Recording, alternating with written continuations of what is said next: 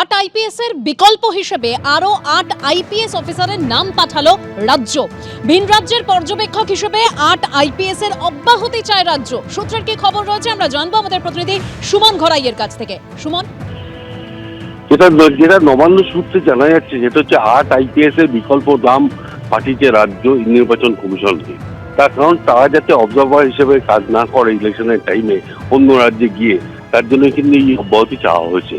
এই অব্যাহতি চাওয়ার জন্য 8 জনের আবার বিকল্প নাম পাঠানো হচ্ছে। তার কারণ হচ্ছে তুমি জানো যে 8 জন আইপিএস এর যে 10 জন আইপিএস এর নাম নির্বাচন কমিশনের কাছ থেকে সিলেক্ট করা হয়েছিল, সেই আইপিএসটা তারা গুরুত্বপূর্ণ পদে রয়েছে। এবং গতকালও তুমি দেখেছো যে 9 জন আইএস এর নাম অব্যাহতি চাওয়া হয়েছে এবং সেখানে অল্টারনেটিভ নাম দেওয়া হয়েছে। এর প্রধান যেটা কারণ যে 25 জন আইএস এবং আইপিএস মিলিয়ে 25 জনের নামের তালিকা নির্বাচন কমিশন থেকে পাঠানো হয়েছে রাজ্যের কাছে, যাতে তারা এই আগামী বিধানসভা নির্বাচনে ভারতবর্ষের বিভিন্ন রাজ্যে অবজারভার হিসেবে কাজ করতে পারে। একদম নবান্ন সূত্র যেটা খবর, নতুন করে 8 আইপিএস এর নাম কমিশনে পাঠালো রাজ্য সরকার। ধন্যবাদ সুমন। নাজিরাবাদ অগ্নিকাণ্ডে ক্রমশ মৃতের মিছিল আরো বাড়ছে আর প্রতিবাদের সুর জোরালো করছে বিরোধীরা। এই মুহূর্তে পাশাপাশি দুটি ছবি রাখবো আপনাদের সামনে। শুভেন্দু অধিকারীর মিছিল, হাইকোর্টের অনুমতিতে আজকে শুভেন্দু অধিকারী মিছিল করে, ডেপুটেশন দেয় বিজেপির 5 প্রতিনিধি দল। অন্যদিকে এসএফআই তারাও আজ বিক্ষোভ দেখায়, বিকাশ ভবনে গিয়ে ডেপুটেশন দিতে বিক্ষোভ দেখায়, পুলিশের সঙ্গে ধস্তাধস্তি বেঁধে যায় এই দাবিতে। অগ্নিকাণ্ডে অনেকজন মানুষ প্রাণ হারিয়েছেন এবং যাদের ছেলেমেয়েরা রয়েছেন তাদের পড়াশোনার ভার নিতে হবে, লেখাপড়ার ভার নিতে হবে সরকারকে, এই দাবি তুলে সোচ্চার হয়েছে এসএফআই। এবং দেখতে পাচ্ছে একেবারে পুলিশের সঙ্গে ব্যাপক ধস্তাধস্তি, আটকাচ্ছে পুলিশের সঙ্গে। একেবারে যে ছবি, এখানে পুলিশের সঙ্গে ধস্তাধস্তি। নাজিরাবাদ অগ্নিকাণ্ডে 5 দিন পার, এখনো দেহাংশ উদ্ধার হয়ে চলেছে, যার ফলে মৃতের সংখ্যা নিয়ে ধোঁয়াশা রয়েই যাচ্ছে। এলাকার বাতাসে এখনো চামড়া পোড়া গন্ধ। গতকাল পর্যন্ত মোট 25 জনের দেহাংশ উদ্ধার হয়েছে। পুড়ে যাওয়া গুদাম, ঝলসানো জিনিসপত্রের পাশে নিখোঁজদের খোঁজ চালিয়ে যাচ্ছেন পরিজনেরা। 27 জনের নামে নরেন্দ্রপুর থানায় মিসিং ডায়েরি করেছেন আত্মীয় পরিজনরা। বৃহস্পতিবার পর্যন্ত 21 জনের দেহাংশ পৌঁছেছে কাটাপুকুর মর্গে। আর সেই দেহাংশ মিলিয়ে নেওয়ার নিজেদের পরিজনের কিনা সেটা বোঝার একমাত্র উপায় হলো ডিএনএ প্রোফাইলিং।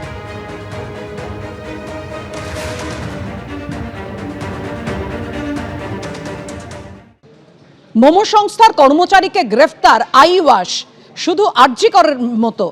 কেন মোমো সংস্থার মালিককে গ্রেফতার করা হচ্ছে না, আক্রমণ শানিয়েছেন রাজ্যের বিরোধী দলনেতা শুভেন্দু অধিকারী। এই যে আসল নাটের গুরু ও মোমো, এর মালিকের সঙ্গে মুখ্যমন্ত্রী বিদেশে সরকারি টিমে, দেখুন প্রমাণ। গোটা কলকাতা শহরতলিতে যত মোমোর সেন্টার, বিরিয়ানির সেন্টার, সব একে লাইসেন্স দিয়ে দিয়েছে। এর লাইসেন্স ছিল?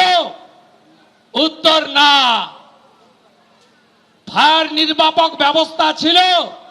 উত্তর না। কি করছিলেন আনন্দপুরের ওসি?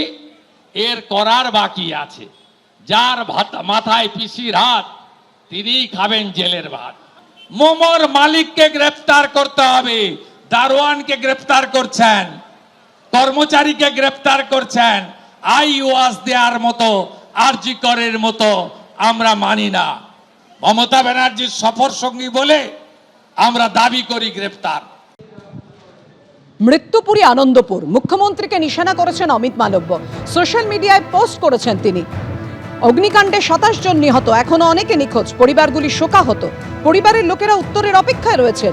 মমতা বন্দ্যোপাধ্যায় এখনো নিখোঁজ বা মৃতদের পরিবারের সঙ্গে দেখা করতে যাননি, অথচ আইপ্যাকের কর্ণধারের বাড়িতে ইডি অভিযান চালালো। তখন মুখ্যমন্ত্রী সঙ্গে সঙ্গে তার বাসভবনে ছুটে গেলেন। কর্মই কথার চেয়ে বেশি শক্তিশালী। মুখ্যমন্ত্রী 2023 সালে মাদ্রিদে ওয়াও মোমোর সিইও সাগর দরিয়ানির সঙ্গে ছবি তুলতে দ্বিধা করেননি। অগ্নিকাণ্ডে যারা নিখোঁজ তাদের প্রতি সহানুভূতির অভাব দেখা যাচ্ছে। তৎপরতা কেবল রাজনৈতিকভাবে ঘনিষ্ঠদের জন্যই সংরক্ষিত। বাংলা দেখছে। আনন্দপুরে অগ্নিকাণ্ডের ঘটনায় মুখ্যমন্ত্রীকে এভাবেই আক্রমণ শানিয়েছেন অমিত মালব্য সোশ্যাল মিডিয়ায় পোস্ট করে।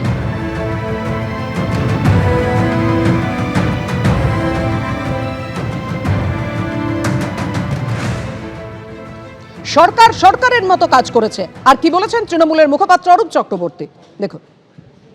আজকে শুভেন্দু অধিকারীর নেতৃত্বে যখন গড়িয়া স্টেশন থেকে নরেন্দ্রপুর থানা অব্দি মিছিল হচ্ছে, সেই মিছিলে ডিজে বাজিয়ে উদ্দাম নাচতে নাচতে, মানে ভাসানে বিসর্জনের সময় যে কেওড়া নাচ চলে, সেই নাচ নাচতে নাচতে বিজেপির নেতাকর্মীরা আহ্লাদ করতে করতে যাচ্ছেন।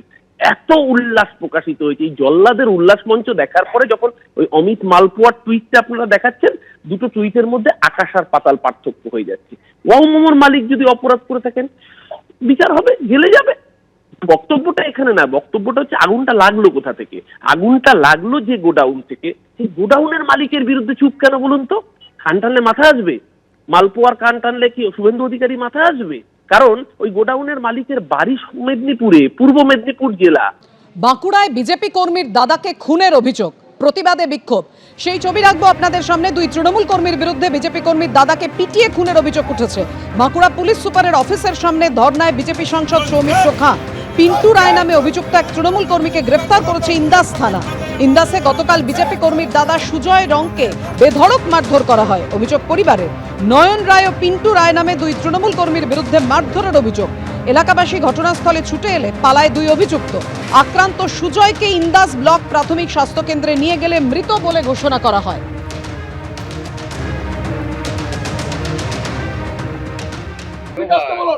এসপি কি এমন হলো ওটা যে এসপি ফোন ধরবে না আমাদের?